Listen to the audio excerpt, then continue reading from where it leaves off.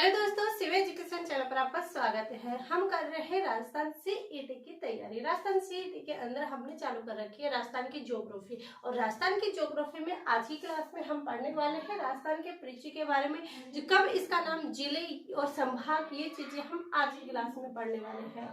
तो देखिए, हमने पिछली क्लास में देखा था कि राजस्थान का नामकरण कैसे हुआ, कब से इसको क्या कहने लगा, कौन से शिलालेख के आधार पर हमें ये नाम मिलता है। और आज की क्लास में हम ये चर्चा करेंगे कि ये वर्तमान नाम जो राजस्थान तो पड़ गया, लेकिन राजस्थान क्यों पड़ा, क्या इस क्षेत्र विशेष का निर्माण कब होता है, कब इसके क्षेत्रफल को तैयार किया जाता है और कब इसका नाम राजस्थान कहा जाता है। तो कल की क्लास में हमने कहा था कि इसको संवैधानिक जो दर्जा दिया जाता है वो 26 जनवरी 1950 को दिया जाता है, लेकिन इसकी जो स्थापना होती है वो 30 मार्च 1949 के होती है, यानी इसका निर्माण हो जाता है।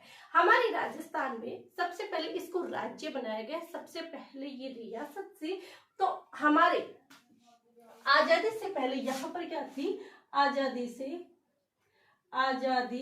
से पूर्व, तो आजादी से पूर्व यहाँ क्या थी, रियासत थी, और पूरे भारत के अंदर क्या थी, रियासतें थी। तो उस समय क्या था, विभिन्न रियासतों के बारे में बटे हुए थे। लगभग 500 प्लस रियासतें हमारे भारत के अंदर, उसमें से 19 रियासतें हमारे राजस्थान में थी।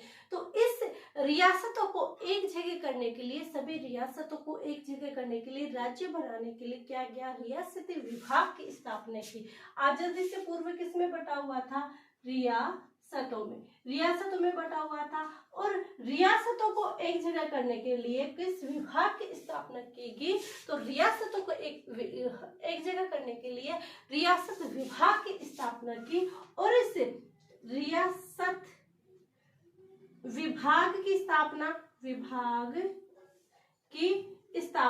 रियासत विभाग की स्थापना कब होती है, तो रियासत विभाग की स्थापना सरदार वल्लभ भाई पटेल के द्वारा जुलाई 1947 को होती है। कब होती है, जुलाई 1947 को। और किसके द्वारा होती है, ये होती है सरदार वल्लभ भाई पटेल। किसके द्वारा होती है, सरदार वल्लभ भाई पटेल के द्वारा होती है। इससे पहले बात करें तो हमारे जो राजस्थान है ये रियासत में बटा हुआ था, और यहाँ पर रियासतें कितनी थी, 19 रियासतें थी। कितनी रियासत थी, 19 रियासतें थी। 3 ठिकाने थे। कितने ठिकाने थे, 3 ठिकाने थे। और एक क्या था, केंद्र शासित प्रदेश। क्या था, एक था हमारा केंद्र शासित प्रदेश। ये चीजें यहाँ पर थी। कहाँ पर, जो फिलहाल हमारा राजस्थान है, हमारा राजस्थान का ये 19 रियासतें, 9 नहीं 19 रियासतें, 3 ठिकाने और एक केंद्र शासित प्रदेश को एकीकरण के द्वारा एक जगह किया गया था। और ये एकीकरण की प्रक्रिया कितने चरणों में चलती है, तो एकीकरण की प्रक्रिया चलती है 7 चरणों में। ये 7 चरण की एकीकरण की प्रक्रिया हम किस क्लास में पढ़ते हैं, हिस्ट्री वाली क्लास में। और हमारे ज्योग्राफी के लिए इम्पोर्टेंट है 2 चरण। वो 2 चरण कौन से हैं, एक तो चौथा चरण और एक है 7वां चरण।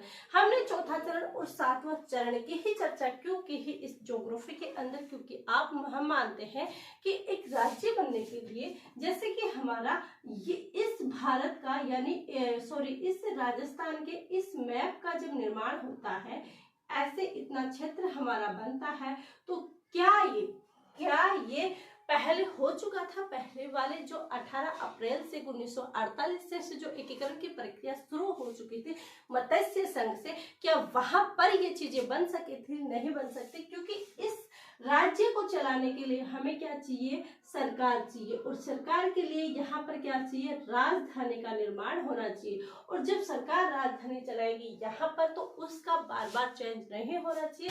ये क्षेत्र डिसाइड होने चाहिए कि किस क्षेत्र के अंदर कहाँ के क्षेत्र हमारे राजस्थान के अंदर लिए जाएंगे। हम देखते हैं कि जब शुरू के अंदर देखते हैं तो राजधानियां चेंज हो चुकी थी, तो इसका मतलब हमारे राजस्थान का निर्माण हो चुका था। निर्माण की प्रक्रिया चालू थी, निर्माण हुआ नहीं था, था। क्यों नहीं हुआ था? क्योंकि राजधानी निश्चित नहीं थी। आज राजधानी कुछ था, कल खोल के बोले कि आज राजधानी यहाँ से उठा के वहां डाल दी, तो ये फिक्स नहीं था। जैसे कि आपको पता है कि 4 राजधानियां चालू हो चुकी थी। कौन कौन सी राजधानियां हो चुकी थी? तो राजस्थान की राजधानी के इसके अंदर शुरू के अंदर क्या लिए गए थे? अलवर लिया गया था, उदयपुर, कोटा, ये चीजें ले चुके थे। लेकिन उसके अलवर, कोटा और उदयपुर, उसके बाद जयपुर डिसाइड होती है। वो जयपुर राजधानी का निर्माण कब होता है? वो होता है चौथे चरण में। इसीलिए हम कहते हैं कि चौथा चरण जो कि 30 मार्च 1949 को होता है, उस समय हमारे इस राजस्थान को संभालने के लिए उस समय पीएम यानी अब हम सीएम बोलते हैं वो हीरालाल शास्त्री जी हो गए थे, और वहां की राजधानी हमने निश्चित कर दी थी, कौन सी? जयपुर। लेकिन इसके बाद भी क्या थे? चरण जारी थे। 7वें चरण ने हमारे सीमा निर्धारण कर दी थी। आबू देलवाड़ा रिस्सा जो मुंबई की तरफ चला गया था, उसको हमने वापस से क्या ले लिया था? हमारे राजस्थान में मिला लिया था। सिरोंज का क्षेत्र था हमारे राजस्थान में मिला हुआ है, उसको हमने किसको दे दिया था? उसको हमने एमपी में दे दिया था। जब इन क्षेत्रों की बात करते हैं, इन क्षेत्रों को मिलाते हैं, इन क्षेत्रों को अलग किया गया था। इस वजह से हमारे ये दोनों चरण इस ज्योग्राफी के अंदर क्या हो जाते हैं? इम्पोर्टेंट हो जाते हैं। क्या हो जाते हैं? इम्पोर्टेंट हो जाते हैं। तो ये देखते हैं केंद्र शासित प्रदेश कितने थे? केंद्र शासित प्रदेश उस समय ये थे। उसके बाद एकीकरण की प्रक्रिया चालू होती है, और राजस्थान के एकीकरण के अंदर क्या? राजस्थान का एकीकरण। और जब राजस्थान के एकीकरण की बात करते हैं तो राजस्थान के एकीकरण में एक तो 4th चरण की बात करेंगे, और एक एकीकरण की बात करेंगे हम कौन से चरण की? 7वें चरण की। 7वें चरण की। इन 2 चरणों की बात हम यहाँ पर करने वाले हैं। चौथे चरण में क्या होता है, क्यों हमने लिया? जैसे मैंने आपको अभी बताया कि इसके अंदर को क्या होता है? हमारे राज्य की सीमा का निर्धारण होता है। तो चौथे चरण में क्या होता है? राज्य की सीमा का निर्धारण। सीमा का क्या होता है? निर्धारण होता है। और इस समय राजधानी किसे बनाएगी? तो राजधानी बनाएगी किसको? जयपुर को। और इस समय सीएम कौन थे? तो वो कौन थे? हीरालाल शास्त्री। कौन सीएम थे? हीरालाल शास्त्री जी थे, वो क्या थे? सीएम थे। अब चौथा चरण स्टार्ट कब हुआ था? तो ये होता है 30 मार्च 1949 को। 30 मार्च 1949 को क्या होता है? ये 4th चरण होता है, वो क्या होता है? स्टार्ट होता है। कब? 30 मार्च 1949 को, जब यहाँ पर राज्य की सीमा का निर्धारण हो जाता है, यहाँ की राजधानी निश्चित कर दी जाती है कि ये राजधानी यहाँ पर जयपुर निश्चित की गई, और सीएम हीरालाल शास्त्री को बनाया जाता है। इसीलिए हम कहते हैं कि 30 मार्च को राजस्थान स्थापना दिवस मनाते हैं। राजस्थान स्थापना दिवस मनाते हैं। अब आप शायद आपके बातें समझ में आ गई होगी कि हम 30 मार्च को ही स्थापना दिवस क्यों मनाते हैं। आगे 5वां चरण चला, 6ठा चरण चला, 7वां चरण चला, तब हमने ये कह दिया कि आगे के बाद में अजमेर को जिला बनाया गया था। कौन सा जिला बनाया गया था? 26वां जिला बनाया जाता है। कब? ये 1 नवंबर 1956 को मनाया जाता है। लेकिन आगे के चरणों में हमने स्थापना तो इसी समय कर दी, आगे मिलते गए क्षेत्र हमने अलग किया, लेकिन हमने राजधानी चेंज नहीं की। यहाँ पर क्या हो जाता है? राज्य की सीमा का निर्धारण हो जाता है। इसलिए हम राजस्थान दिवस और राजस्थान स्थापना दिवस ये कब मनाए जाते हैं? ये 30 मार्च को मनाया जाता है।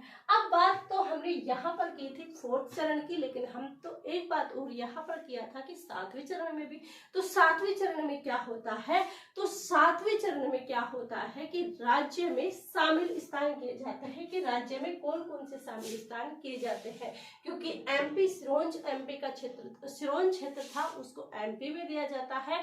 और ये देलवाड़ा स्थान है, सिरोही देलवाड़ा का, अजमेर मेरवाड़ा, ये किसमें शामिल किया जाता है?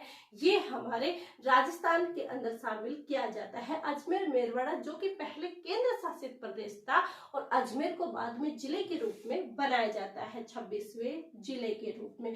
तो ये चीजें हम यहाँ पर लिखेंगे। तो 7वें चरण के अंदर एक तो हुआ था शामिल, तो शामिल कौन सा होता है? अजमेर मेरवाड़ा।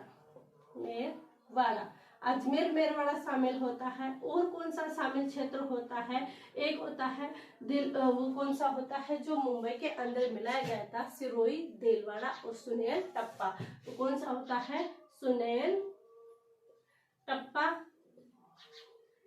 और सिरोही देलवाड़ा, सिरोही देलवाड़ा। तो ये चीजें क्या है, राजस्थान के अंदर शामिल की जाती है। और यहाँ से जो अलग किया जाता है वो क्या किया जाता है? सिरोंज। कौन सा क्षेत्र? सिरोंज किया जाता है, जो कि कहाँ पर मिलाया जाता है? एमपी के अंदर मिलाया जाता है। ये कौन सी बातें हैं? ये है हमारे 7वें चरण की, जो कब हुआ था? वो हुआ था 1 नवंबर 1956 को। कब होता है? 1 नवंबर 1956 को क्या होता है? 7वां चरण संपन्न होता है।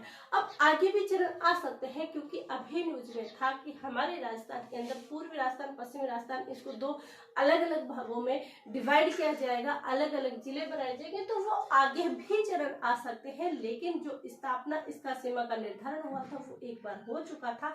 इसलिए हम यहाँ पर 30 मार्च को क्या मनाए जाते हैं? स्थापना दिवस मनाए जाते हैं। और यदि एक क्वेश्चन आता है कि हमारे राजस्थान के वर्तमान स्वरूप का निर्माण कब हुआ था, तो वर्तमान स्वरूप का जो निर्माण होता है वो 1 नवंबर 1956 होता है। ये चीजें हो गई। अब यहाँ पर आता है कि हमने आबू और देलवाड़ा को मिलाया। किसको? सिरोही, देलवाड़ा और आबू। इस आबू देलवाड़ा को, सिरोही के अंदर ही आबू देलवाड़ा, तो इस आबू देलवाड़ा को, आबू देलवाड़ा, इस आबू देलवाड़ा को मिलाने का श्रेय, मिलाने का श्रेय, इसको मिलाने का श्रेय किसको जाता है? ये अक्सर क्वेश्चन पूछा जाता है कि जो आबू देलवाड़ा है उसको मिलाने के श्रेय किसको जाएगा। देखिए, आबू देलवाड़ा सिरोही की तरफ जो गोकुल भाई भट्ट थे, उन्हें बापूजी कहा जाता था। तो वो क्या थे? वहां पर क्रांति करते थे, क्रांतियों के अंदर नेता रहे हुए थे। तो ये उनको मिलाने का श्रेय जाता है। किसको जाता है? गोकुल भाई भट्ट को। किसको जाता है? गोकुल भाई भट्ट। ये गोकुल भाई भट्ट है, जिनको क्या किया जाता है? आबू देलवाड़ा को क्या किया जाता है? मिलाने का श्रेय जाता है। अब ये आबू देलवाड़ा को मिलाने का श्रेय तो हमारे गोकुल भाई भट्ट जी को जाता है, लेकिन ये किसी समिति के तहत तो मिला होगा। ये तो नहीं गोकुल भाई भट्ट जी ने कहा कि ये इसके अंदर मिला दो, तो इन्होंने मिला दिया। ऐसा थोड़े ना हो सकता था वहां पर कोई समिति बनाई गई हो, कोई समिति बनाई गई हो, कोई आयोग बनाया गया हो, उसी के थ्रू तो क्या हो गया? मिलाया होगा। तो वो आयोग और वो समिति कौन सी थी? और ये एग्जाम में आती है कि आबू देलवाड़ा को किस समिति के तहत मिलाया गया था। तो आबू देलवाड़ा के अंदर यदि समिति पूछा जाए तो कौन सी आएगी? कौन सी समिति आ जाएगी? फजल अली समिति। समिति कौन सी आ जाएगी?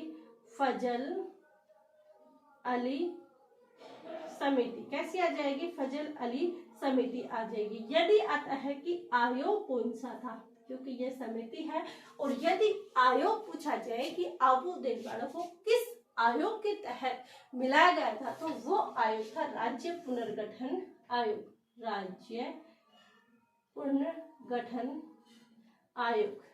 तो ऐसे हमारे राजस्थान के निर्माण की प्रक्रिया होती है, और ये 26 जिले यहाँ पर बन जाते हैं। उसके बाद क्या होता है? 33 जिले बनाए जाते हैं, वो भी एक साथ। जैसे हमारे सीएम अशोक गहलोत जी ने किया था कि 19 जिले एक साथ बना दिए गए थे, वो जिले एक साथ नहीं बने थे, एक एक करके वो जिले बनाए गए थे। उन जिलों को हम आगे की क्लास में देखेंगे।